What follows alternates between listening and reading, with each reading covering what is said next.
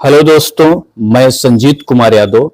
मैं सेनपुर में डॉक्टरी करता हूं और आज हम शरीर का बहुत ही महत्वपूर्ण अंग जिसका नाम है आंत, उसके बारे में चर्चा करूंगा।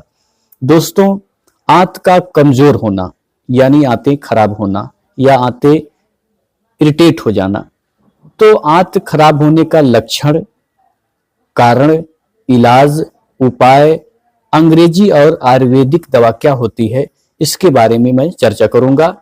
और इन सब के बारे में चर्चा करने से पहले आंत क्या है इसका छोटा सा परिचय देना चाहता हूं। दोस्तों, आंत जो है संस्कृत में इसको आंत्र, कुछ लोग इसको आंतड़ी और इंग्लिश में इसको इंटेस्टाइन कहते हैं।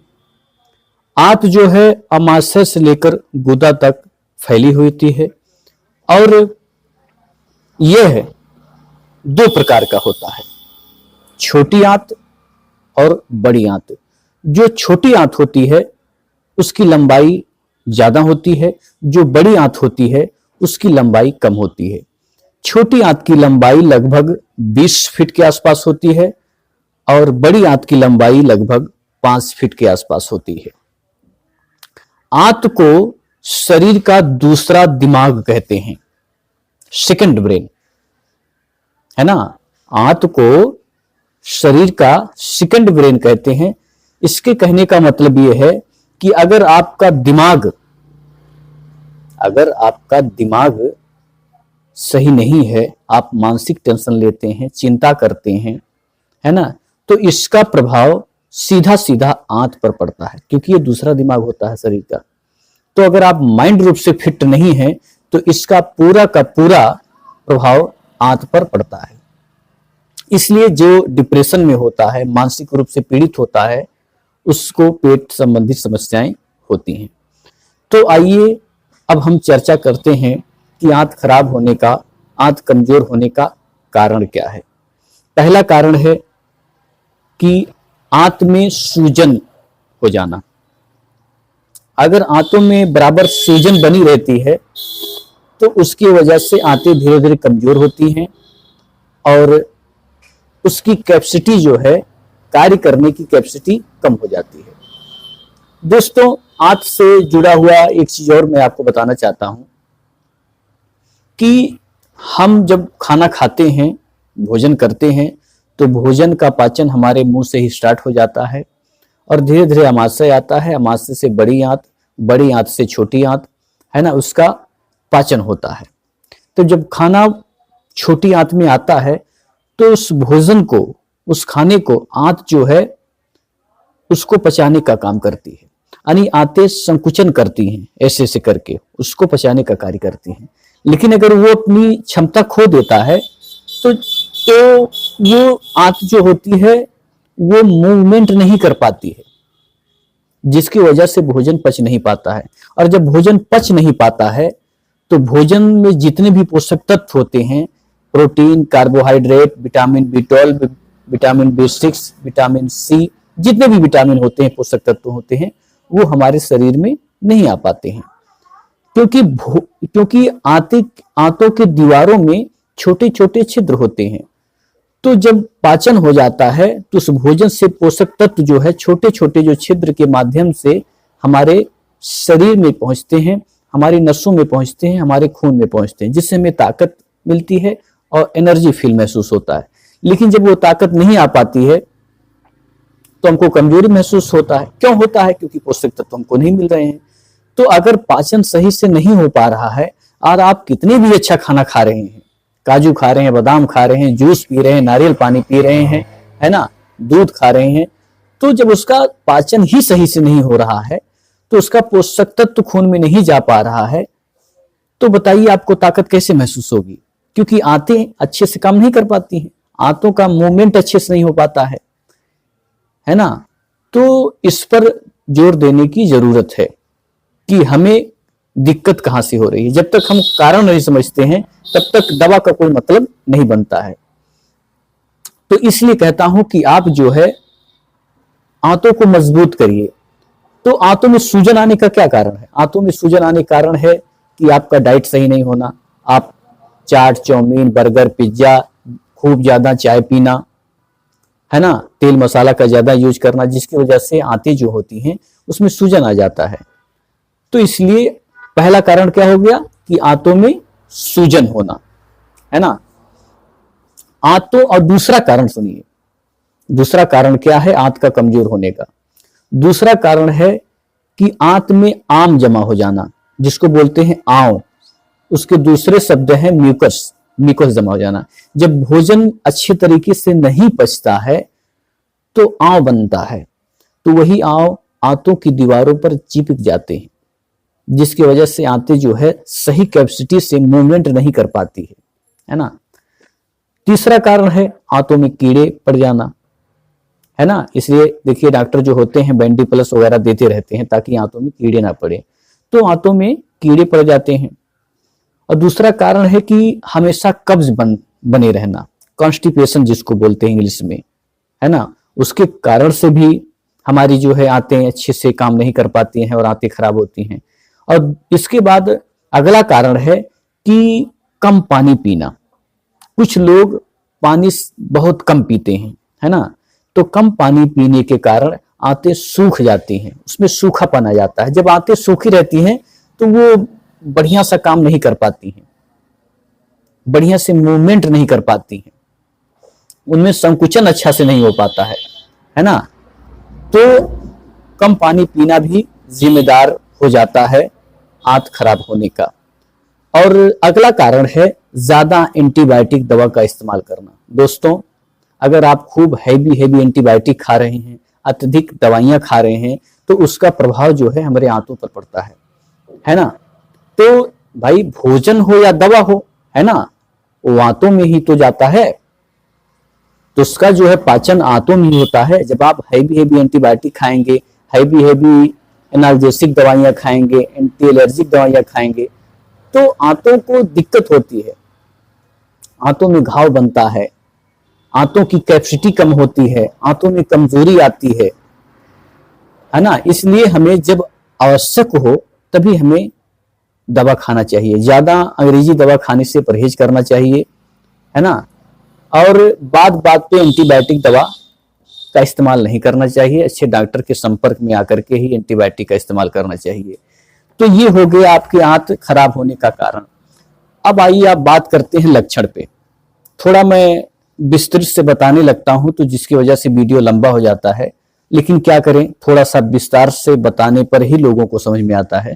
तो आइए बात करते हैं लक्षण पे। अगर आपका आंतें खराब हैं या कमजोर हैं तो पहला लक्षण है शरीर कमजोर होना।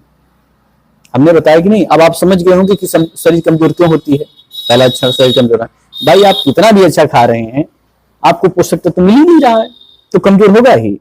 भाई आप बादाम खा लिए, मानता हूं ताकत होती है, तो बादाम जब पच ही नहीं रहा है तो उसकी ताकत शरीर में आएगी ही नहीं। बादाम खा करके आप 2-3 बार लैट्रिन जा रहे हो, कह रहे हो कि मुझे ताकत नहीं आ रही है, तो कैसे आएगी। तो आप कितनी भी महंगी चीज खा लें, लेकिन अगर आपका पाचन सही नहीं है, आंतें अच्छे से मूवमेंट नहीं कर रही हैं, आंतों में अच्छा से संकुचन नहीं हो पा रहा है, तो आप अखरोट काजू बादाम खाते रहिए, आपको ताकत नहीं आएगी। इसलिए पहला कारण क्या है, शरीर कमजोर होना। दूसरा कारण है पहला लक्षण क्या है, शरीर कमजोर होना, और दूसरा लक्षण है पेट साफ ना होना। पेट साफ ना होने का मतलब है कि एक बार में पेट साफ ना होना, यानी बार बार जो है जाना पड़ता है, 1 बार 2 बार 3 बार, तब जाके पेट साफ होता है। अब भाई पेट कैसे साफ होगा, आंतों का मूवमेंट सही नहीं है, आंतों में संकुचन अच्छा नहीं हो रहा है, तो उसमें सब भोजन जो है मतलब अच्छे से जो है मतलब भोजन जो होता है अच्छे से आगे नहीं बढ़ पाता है। तो भोजन जब आगे नहीं बढ़ पाएगा तो पेट कैसे साफ होगा। कुछ लोग सिगरेट पी के जाते हैं लेटरिन करने, कुछ लोग सुरती खाएंगे, कुछ लोग कहते हैं सुबह सुबह गर्म पानी पी ला तब जाइला, यानी बड़ी दिक्कत होती, बड़ा राजनीति और संघर्ष करना पड़ता है पेट साफ करने के लिए। अगर ऐसा हो रहा तो आपको आंत की समस्या हो सकती है ना। तो पेट साफ ना होना यानी कि एक बार में पेट साफ ना होना। और दूसरा चीज अपच रहना, भोजन का ना पचना। भोजन जब नहीं पचा रहेगा, नहीं पचेगा, तो पेट में कब्ज होगी, पेट फूलेगा, है ना, गैस बनेगी और हल्का हल्का पेट में दर्द रहेगा, ये होता है। और दूसरी चीज भूख ना लगना। जब भाई भोजन का पाचन हो ही नहीं रहा, भोजन शरीर में जब पचता नहीं है तो जानते हो क्या होता है, भोजन जब पचता नहीं है तो भोजन सड़ता है।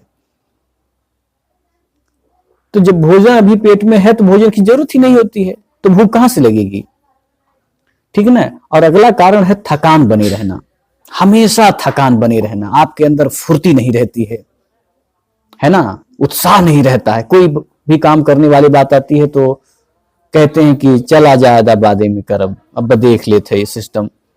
नहीं, कोई भी काम में उनको फुर्ती नहीं रहती है ना। सुबह उठे 6-7 घंटे की नींद लेकर के फिर भी थोड़ा सा बैटरी डाउन है, दोपहर में भी बैटरी डाउन है, शाम को भी थके थके महसूस कर रहे हैं, कोई खुशी की बात है उसमें भी थका थका महसूस कर रहे हैं, हमेशा थका महसूस होता है। ये सब लक्षण है।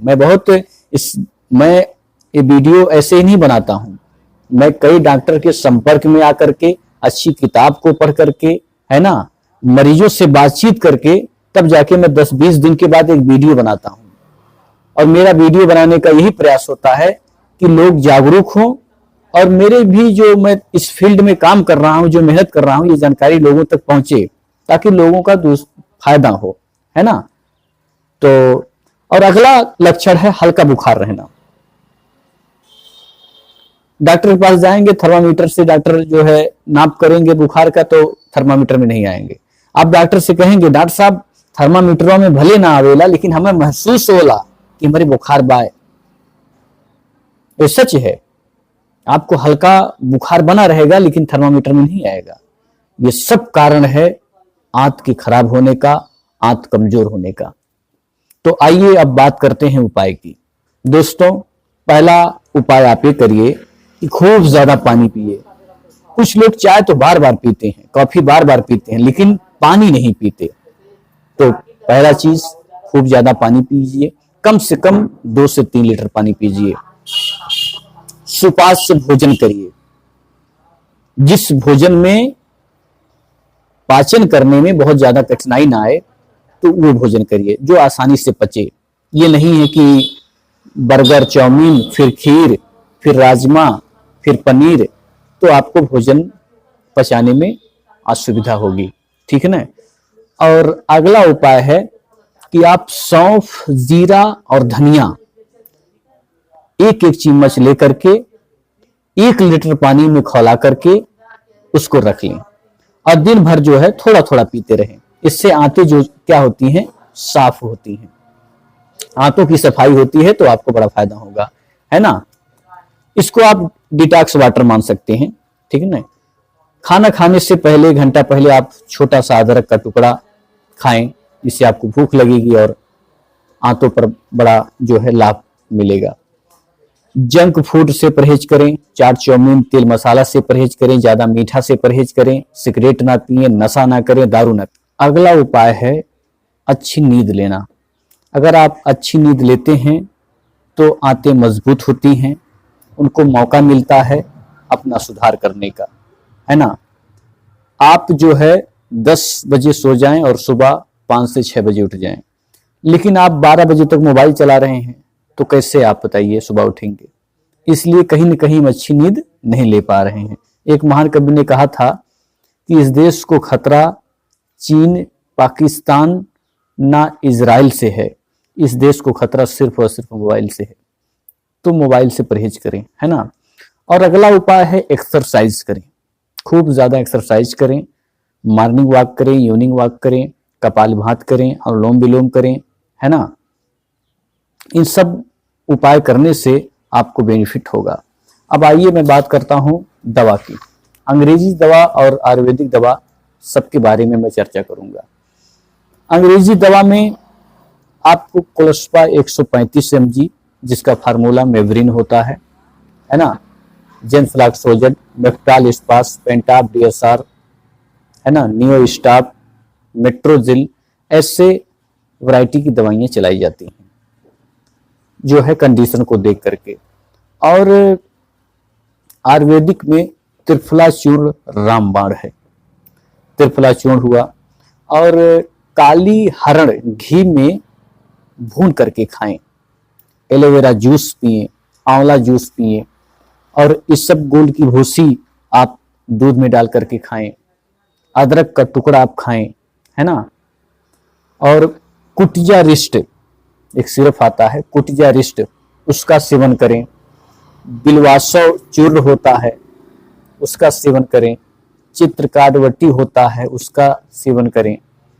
ऐसे ऐसे करने से आपको निश्चित रूप से बेनिफिट होगा।